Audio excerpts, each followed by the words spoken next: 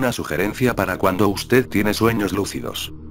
Tuve mi primer sueño lúcido a los 9 años. Yo estaba en un barrio decrépito, balcones podridos, pintura descascarada, barba de viejo colgado en las ventanas, y así sucesivamente. Niebla circulaba alrededor de mis tobillos mientras caminaba lentamente por las calles. Como en un juego antiguo, el horizonte era inmutable e inalcanzable. Yo caminaba por allí, entrando y saliendo de las casas cubiertas de telarañas. Aunque las calles estaban vacías, era común encontrar algunos fantasmas flotando dentro de las casas. Había algunos niños, pero la mayoría eran viejos, en varias etapas de decadencia. Nunca me hirieron, ni hablaron. Simplemente flotaban. A veces me seguían, pero nunca me sentí amenazado. No pensé mucho en el sueño en sí, hasta que lo tuve de nuevo unas semanas después. De nuevo, unas semanas después. Nunca hacía mucho allí. Vagaba por las aceras, echaba un vistazo a las cosas dentro de la casa buscando algo interesante, arrojando piedras, rompiendo botellas, esos tipos de cosas. La cuarta vez que lo tuve, había otra persona vagando por las calles también. El yo de mis sueños acababa de correr por toda la cuadra, golpeando con un gato contra las cercas de todas las casas, cuando oí mi nombre siendo llamado a un callejón sin salida. Me volví y vi a mi hermano de 6 años, Chota, corriendo hacia mí, una enorme sonrisa en su cara. Mota. Habló, parando delante de mí. Usted está aquí ahora también, hola. ¿Ahora? Hablé, tratando de entender su presencia allí. ¿Usted has estado aquí antes? No parecía perturbado con aquella novedad, estaba con aquella animación infantil. ¿Has visto a la muchacha que no tiene la mitad de la cara? Generalmente ella está en la casa de ladrillo allá abajo. Y fuimos.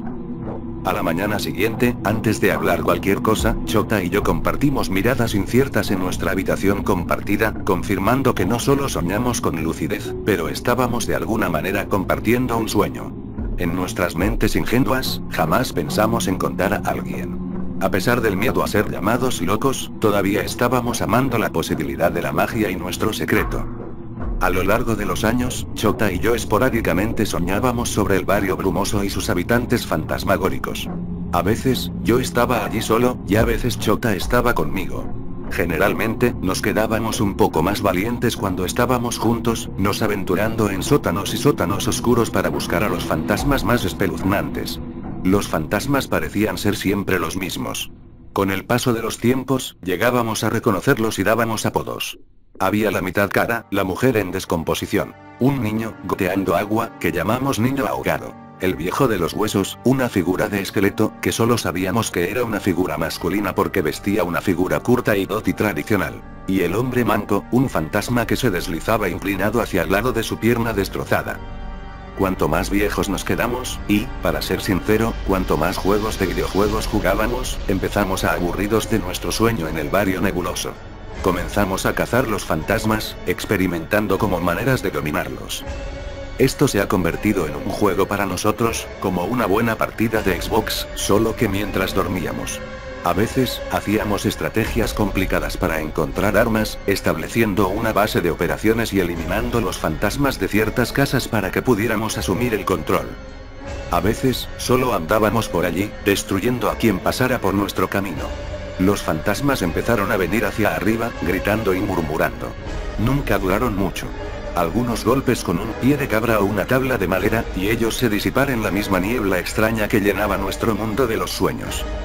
El punto de inflexión fue cuando Chota intentó cortar el pequeño fantasma del niño ahogado. No pude explicar el motivo, pero yo tenía el ímpetu de proteger a ese pequeño ser. Tal vez fuera una cosa de hermano mayor. Quizá por parecer tan triste y pequeño. Nosotros hicimos las paces eventualmente, pero la pelea azotó un pasatiempo que en tiempos ya estaba perdiendo encanto. Y, aunque nunca he dicho eso para Chota y nunca contará a la mañana siguiente, me desperté con los hematomas en mis brazos y los arañazos en mis rodillas. Cuando fui a la universidad en otro estado y Chota se quedó en casa, todavía nos veía en nuestra ciudad de los sueños. Si hablábamos por el teléfono o a través de Facebook, uno de nosotros siempre soltamos un irónico ¿viste algún fantasma recientemente? Pero, cuanto más viejos quedábamos, menos a menudo teníamos el sueño. Lentamente, comenzó a desaparecer de nuestras memorias. Entonces, una semana después del funeral de mi abuelo, tuve mi primer sueño lúcido en 5 años. No lo conté para Chota. No sé qué conseguiré un día. Me quedé tan sorprendido por estar de vuelta al barrio en decrépito que al principio todo lo que hice fue pasear por los callejones y calles gritando cosas como hola. Y estoy de vuelta. Sin embargo, me sorprendió cuando una figura solitaria surgió de la niebla y empezó a acercarse a mí. Cuando lo reconocí, pero conseguí contener las palabras que salían de mi boca. Dada. Lloré, corriendo hacia él. Abrió mis brazos para abrazarlo, hasta recordar que aquí no sería sólido. Dada, ¿cómo viniste a parar aquí? En el silencio que siguió, salí de pie como un niño animado, mi pecho lleno de anhelo. Todo lo que quería era abrazarlo, pero sabía que no era posible. No respondió mi pregunta, pero me observó con desconfianza y luego hizo su propia pregunta. Mota, vete, me dijeron que alguien ha estado aquí durante años y años, la práctica de actos de violencia y trayendo solo problemas. ¿Eres tú? Su reacción fue tan inesperada por mí que mi barbilla cayó. Dejé la cabeza baja como si tuviera 5 años de nuevo, siendo reprendido por no comer mi cena. Sí, Dada, era yo y Chota, pero la gente estaba solo jugando, es solo un sueño, Dada. Usted es solo un sueño. Mi abuelo lentamente golpeó la cabeza negativamente. Vete, me dijo, su voz desbordando de una tristeza absurda, yo no sé quién fue que permitió que viniesen a ese lugar, pero eso aquí no es un sueño, y esos los espíritus no son imaginarios. Son todos sus parientes. Siguiente historia. Como el espantapájaros murió. Josh era uno de esos niños que nacen solo para ser un matón. Su estructura parecía mucho más con la de un gorila que la de un adolescente, y tenía la actitud de un rottweiler que alguien acababa de intentar castrar con una tijera oxidada. Hay varias formas de practicar bullying con alguien, y Josh era experto en todas ellas. Roba dinero de la merienda, encajaba cabezas en privadas, golpeaba a niños e incluso pellizcaba el culo de las niñas en los pasillos. Pero quien hizo que Josh se convirtiera en un matón fue, en realidad, su padre. El hombre era una versión aún mayor y más fea que Josh, y básicamente era dueño de la ciudad en la que vivía, y parecía encontrar que era dueño de las personas que vivían allí también. Si alguien comentaba que el chico no debería estar en los corredores dando tapas en el culo de las niñas, puede apuntar que algunas conexiones después, esa persona sería despedida por pedido del padre de Josh. Hasta hoy me pregunto si los terribles eventos que para siempre cambiarían la historia de nuestra ciudad podrían haberse evitado si alguien lo hubiera contenido. Pero nadie nunca lo contó, entonces creo que nunca lo sabré. Comenzó de una manera sencilla. Josh creó un interés especial en hacer miserable la vida de un chico en particular. El pequeño Billy Williamson era un blanco fácil de más. Era flaco, pálido, y todos los niños lo llamaban el espantapájaros, a causa de los remiendos en sus ropas. Por supuesto, no era culpa de Billy que su madre era pobre y no tenía dinero para comprar ropa nueva, pero usted sabe cómo los niños pueden ser crueles cuando alguien es diferente. Siempre lo llamé solo de Billy. Todos los días Josh gritaba por los pasillos, espantapájaros. Ven aquí para arrancar la paja de dentro de ti en la porrada. Él creía que esta broma tan genial que la repetía todos los días, y si Billy no se ríe, el pobre acababa con la cabeza dentro de un inodoro. Las cosas siguieron así por un tiempo. A nadie le importaba quedarse del lado de Billy, y su ropa ancha escondía las cicatrices que empezaron a crecer como raíces de árboles por los brazos. Nunca entendí por qué las personas que sufren en ese mundo acaban castigando aún más, pero creo que es así que las cosas funcionan. Billy se cerró por completo. Él no hablaba más, no miraba más a los ojos de nadie. El chico tenía miedo de la propia sombra. Todos creemos que no tenía cómo empeorar, pero creo que el destino no le importaba mucho lo que creíamos, pues aquella semana la madre de Billy murió y 2 días después la ciudad entera ya sabía que ella había sido encontrada con una jeringa en el lugar brazo. Si eso parecía un momento de recoger más ligero, Josh no llamaba. De hecho, hizo lo contrario. Su presa estaba herida, y ahora era hora de devorarlo. Oí hablar como su madre murió, susurraba entre los dientes cuando no había profesores cerca, quería que yo la hubiera encontrado, aunque era una drogada, ella era muy buena. ¿Estás viviendo con tu abuela ahora, no? Tal vez yo haga una visita esta noche, creo que no se resistiría mucho. Nadie pareció notar cuando los cortes en los brazos de Billy empezaron a extenderse por su pecho y sus piernas, o cómo su rostro se contorsionaba cada vez que Josh lo insultaba por la espalda.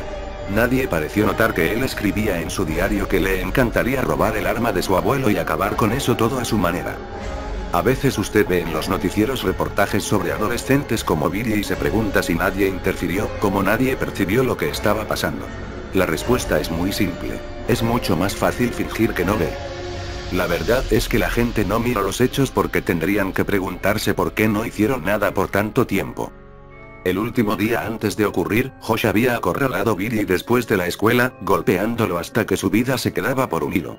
Cuando llegó a casa ese día, su cara parecía un pedazo de carne sangrienta, y mientras se miraba en el espejo, decidió que el día siguiente sería el fin.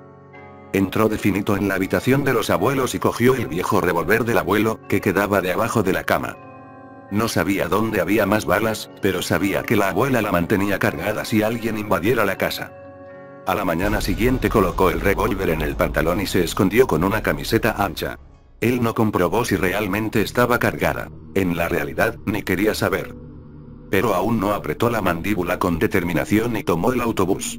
Cuando llegó a la escuela, notó que había una multitud en el campo de fútbol. Agradecido por el retraso, abrió camino entre los hombros y los codos, y allí vio a Josh. Su ex enemigo estaba desnudo, estriado de la cabeza a los pies y atado al poste del campo, paja saliendo de los agujeros de donde había sido cosido groseramente de nuevo. Sus ojos eran pozos vacíos, arrancados por pájaros antes del primero en encontrarlo. Y encima de su cabeza, alguien había puesto un viejo sombrero de espantapájaros. Billy se fue inmediatamente y vino a casa. Me miró cuando entró, sentada en mi silla de balance y tricotando. En vez de eso, fue directamente a su habitación y se arrojó en la cama. Era la primera vez que dormía en mucho tiempo. En pocos días la noticia se extendió por la ciudad de que el niño había sido asesinado y, cuando la policía fue a notificar a su padre, bien, ellos también fueron encontrados muertos. Hasta hoy nadie sabe quién fue. La policía sospechó a Billy al principio, y deben haberme preguntado una docena de veces si yo había visto a mi nieto salir de la casa aquella noche, pero mi respuesta siempre fue la misma. Esa noche yo estaba a la madrugada toda despierta viendo televisión y habría notado si salía de casa. Yo podía percibir que ellos creían que yo era senil, pero ninguno se atrevía a decir en mi cara. Bueno, estoy muy vieja ahora y no creo que tenga mucho tiempo de vida, así que creo que es el momento de hablar la verdad. No sé lo que Billy hizo esa noche porque yo no estaba en casa. Yo estaba en la casa de Josh. Y he hecho que nadie nunca más llamara a mi nieto de espantapájaros. Y nadie más se atrevió.